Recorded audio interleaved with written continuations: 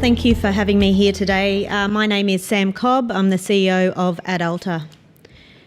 We are an Australian-listed company developing a novel platform technology called the iBody.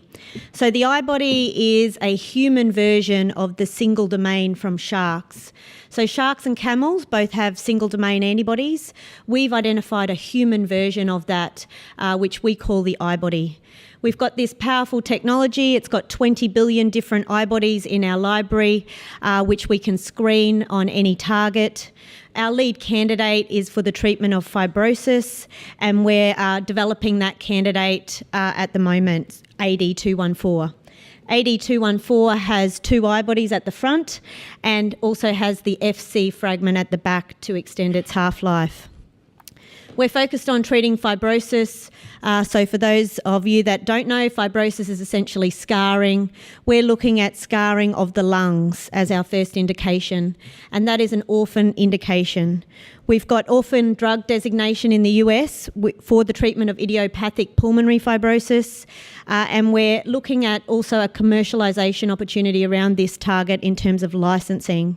We're developing a pipeline of iBodies and looking to expand that with both internal development and partnerships, and we have an experienced team to take those drugs forward. We have a cash balance of about 5.74 million Australian at the end of the last quarter. So as an Australian-listed company, our code is 1AD. Our market cap is about 35 million Australian, so in the UK here, it's about half that. We have, at the end of the quarter, like I said, 5.74 million, and the Australian government, with the R&D tax rebate, recently refunded us 2 million Australian dollars. So our trading price over the last 12 months has gone from 20 cents to 40 cents in Australia. We're a very tightly held company. We have about 60% institutional support and 20% high net worths, with only about 20% retail. The top 20 shareholders of the company hold 80%, and the institutions include UR Capital, a private venture capital group in Australia, Platinum Asset Management, a global equities fund, and then private portfolio managers.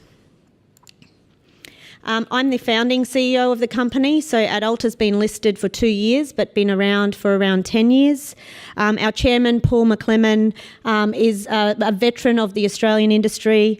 Robert Peach was the founder of Receptos, has developed several antibody drugs. He sold Receptos to Celgene for $7.8 billion.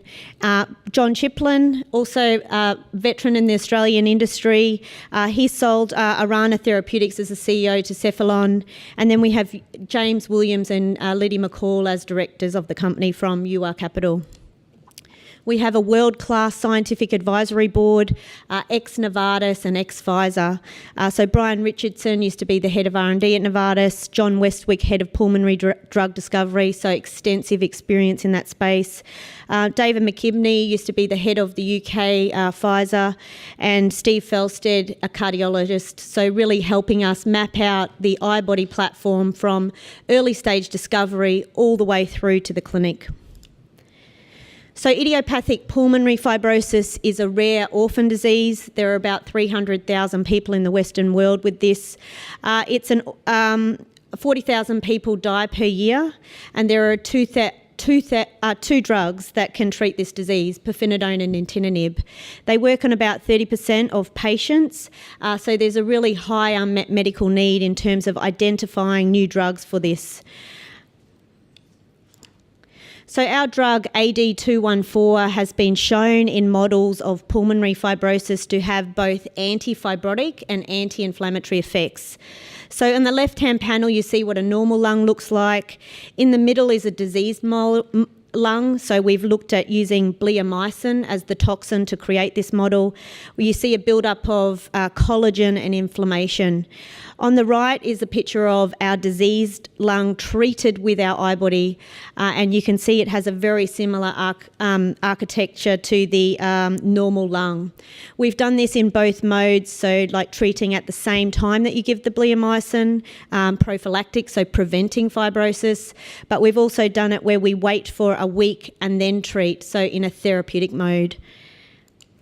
So AD214, as our lead candidate in the area of fibrosis, has been looked at in 5 different preclinical models of fibrosis. So we see in the lung both human tissues and disease model an anti-fibrotic and anti-inflammatory effect. We also see in human tissues a really unique profile compared to the existing treatments. So nintedanib has activity on both disease and normal lung tissue. AD214 only has activity on the disease tissue. It has no effects on normal lung tissue. In the eye, so a model of age-related macular degeneration, we see that we have both anti-fibrotic, anti-inflammatory, and also anti-leakage effects. So a significant improvement in all of those areas. In the liver, so models of NASH, we also see anti-fibrotic and anti-inflammatory effects. In the skin, we see anti-fibrotic effects, and the kidney as well, so both kidney models of disease, mouse models, but also kidney human tissue. So across 5 different models created in different ways, we see the similar anti-fibrotic and anti-inflammatory effects. So there's a global market interest in fibrosis treatments. We see fibrosis assets being acquired at a very early stage. In fact, in idiopathic pulmonary fibrosis, assets are typically acquired at the end of phase 1, so with safety data only. More recently, we saw Samumed being acquired by United Therapeutics, the single asset for rights in the US only for a $10 million upfront. So the average upfront deal in these space tends to be about $100 million, with $300 to $400 million in milestone payments. So the milestones for AD214, we're currently completing manufacturing. We recently announced that we are working with Celexis and KBI, so Celexis based in Switzerland, KBI in the US, that they have completed the cell line development, so the first step in that manufacturing process. We have yields of greater than 1 gram per litre, so are not really anticipating anything slowing us down in terms of that manufacturing and that development process.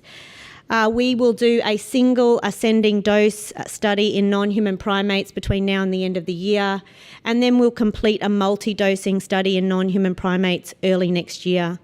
So leading into 2019, the second half of the year, we'll complete our GLP tox studies and then enter the phase 1 study, so looking at single ascending dose and multi-ascending dose in healthy patients. Along the way, we'll publish our data. We recently published some of the lung data in Nature Scientific Reports. So this publication was made in February.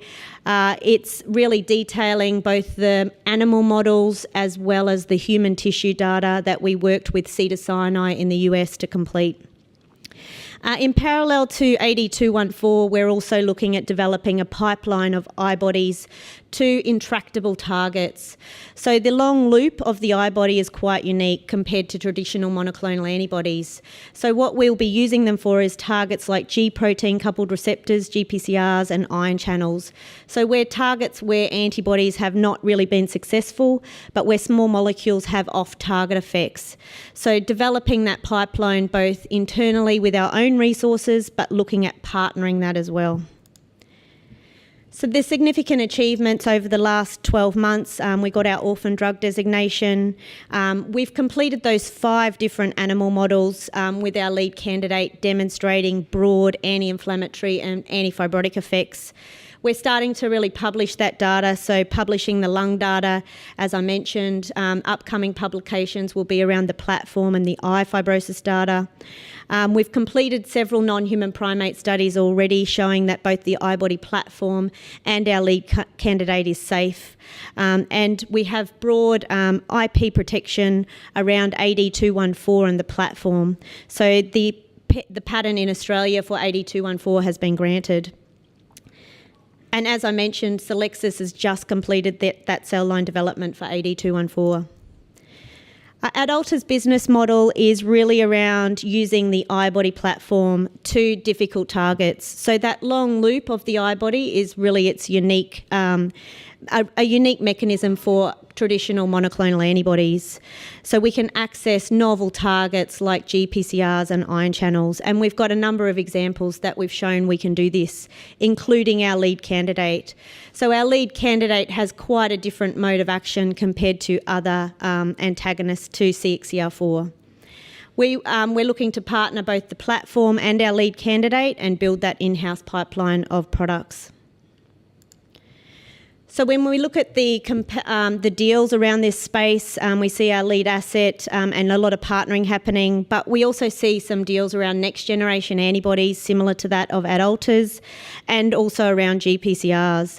So the advantage of our platform over next generation antibody platforms is really that it is a human protein, not camel and not shark, but can access these targets like G protein coupled receptors. So in a very unique way, similar to that AbLinks did. So AbLinks have done several deals in this space, looking at GPCRs and ion channels, and were acquired earlier this year by one of their partners, Sanofi, for about $4.8 billion. In terms of expected news flow over the next 12 months, we're really looking to publish, as I mentioned, a lot of papers around the platform and our data in fibrosis with our lead candidate. We'll complete non-human primate studies over the next few months, looking at the PK of the molecule, but then leading into our GLP tox studies in the second half of next year. And then into early 2020, completing the healthy phase 1 safety studies in healthy volunteers. So AdAlta, an Australian-listed biotech company, successfully raised $4.73 million. This will take us through to the end of our manufacturing, so the mid next year.